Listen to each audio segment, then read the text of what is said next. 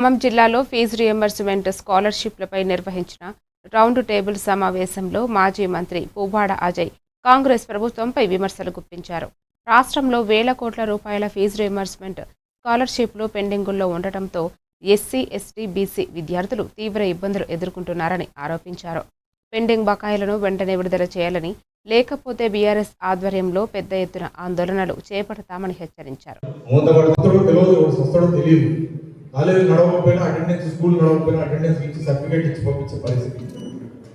అట్లాంటి పరిస్థితుల్లో రాష్ట్ర ఆదాయం కోల్పోయి 2 సంవత్సరాలు విపరీతమైన ఆర్థిక ఇబ్బందులు ఏర్పడిన పరిస్థితుల్లో కూడా 10 సంవత్సరాల్లో మన తెలంగాణ రాష్ట్ర ప్రభుత్వం, బీఆర్ఎస్ ప్రభుత్వం కూడా ఎన్ని ఇబ్బందులు ఎదుర్కొన్నా కూడా ఫీజు రీయింబర్స్మెంట్ పథకాన్ని ఒక